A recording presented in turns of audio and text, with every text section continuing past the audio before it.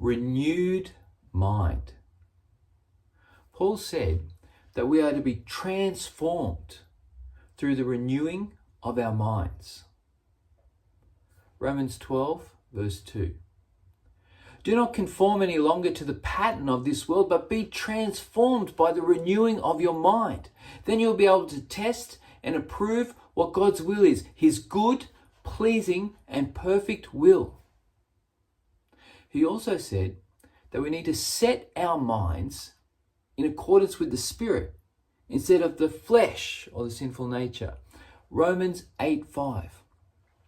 Those who live according to the sinful nature have their minds set on what that nature desires.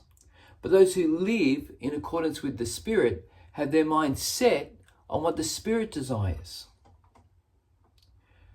When he says that the mind is set on one or another, he is talking about a mindset.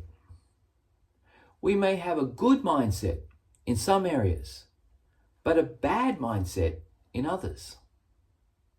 The areas where we have a good mindset will be producing good fruit.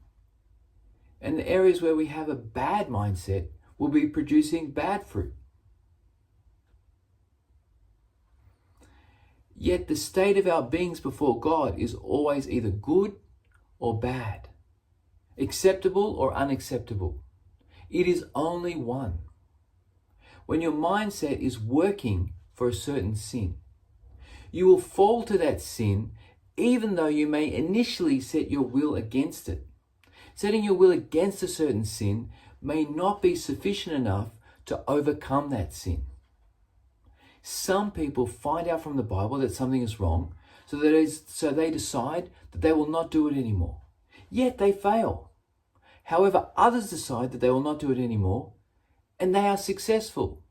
What is the difference between the two types of people?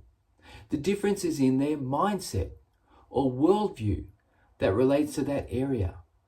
One views the commandment or law as compatible with his or her view on life.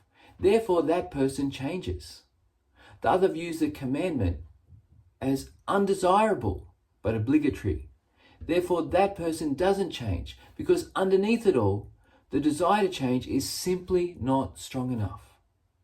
When we view a commandment as undesirable, it highlights the sinful state of our hearts and minds in that area. While we view a commandment as undesirable, it is simply a law for us. The new covenant that God has given us not only gives us a new heart, but a new mind as well. Hebrews 8:10. As long as our minds see God's laws in an area as undesirable, it is not the new mind, but the old mind. It is not the new mind that God has provided for us through the new covenant. So many of us wonder why life is not working. It is because we have not received the new mind. The mind of the new covenant is not something that simply falls from heaven. Rather, it is produced by our renewed spirits as they feed and act on the Word of God and look to Jesus.